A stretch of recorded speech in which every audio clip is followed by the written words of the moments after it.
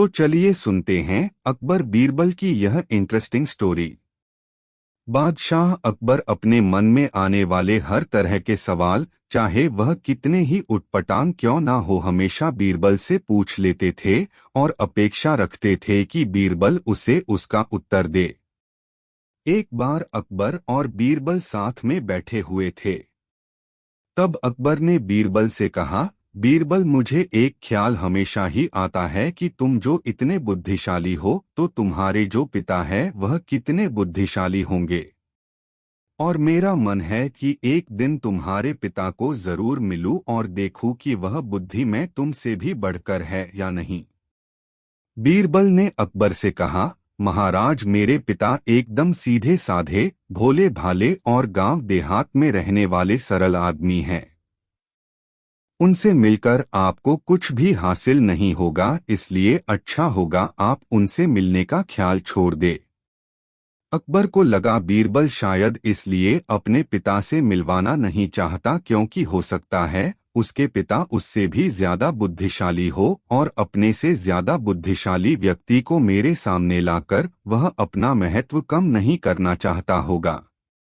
अकबर ने बीरबल की एक न सुनी और उसे हुक्म दिया कि अगर 8 दिनों में उसने अपने पिता से उन्हें नहीं मिलवाया तो परिणाम अच्छा नहीं होगा।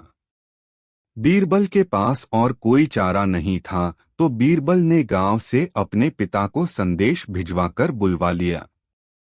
बीरबल अब सच में दुविधा में था क्योंकि उसके पिता सच में बहुत सरल और भोले भाले आदमी थे।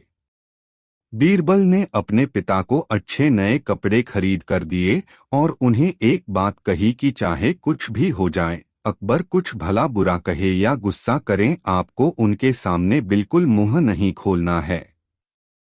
बीरबल के पिता अपने बेटे की बात मानकर अकबर के दरबार में गए। उनको देखते ही अकबर ने पहचान लिया कि वह बीरबल के पिता है, लेकिन सिर्फ बात शुरू करने के लिए अकबर ने कहा, क्या आप ही बीरबल के पिता हैं? बीरबल के पिता बिना कुछ बोले वहीं पर शांति से खड़े रहे, जैसे उन्हें अकबर की भाषा समझ में ही ना आ रही हो। अकबर ने एक के बाद एक कई सवाल किए, आपके गांव का नाम क्या है? गांव में सभी लोग कैसे हैं? इस साल बारिश हुई या नहीं और फसल कैसी है? लेकिन बीरबल के पिता अपने बेटे के समझाए अनुसार एक भी शब्द नहीं बोले। अकबर को गुस्सा आ गया और वह बड़बड़ाने लगा, कैसे मूर्ख से आज पाला पड़ गया है। मेरी ही मति मारी गई थी जो ऐसे मूर्ख को अपने पास बुलवाया जो इतने सरल सवालों के जवाब भी नहीं दे सकता। मूर्ख शब्द सुनकर बीरबल के पिता को मन ही मन काफी गुस्सा आया, लेकिन फिर भी वह शांत रहे। आखिरकार अकबर ने उन्हें जाने के लिए कह दिया। वो वहां से चले गए और घर जाकर बेटे बीरबल को सारी बात बताई। बीरबल ने उन्हें समझाकर वापस गांव भेज दिया।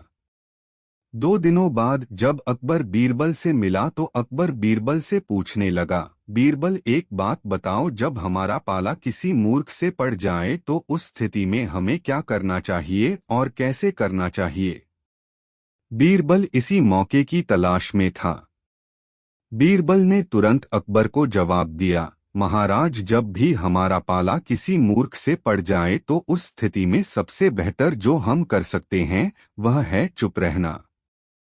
ठीक उसी तरह जिस तरह से मेरे पिताजी आपके सामने चुप थे। यह सुनकर अकबर का मुंह देखने लायक था क्योंकि बीरबल ने न सिर्फ अपने पिता का बदला ले लिया था बल्कि यह भी साबित कर दिया था कि सच में अगर कोई मूर्ख है तो वह अकबर है, ना कि उसके पिताजी।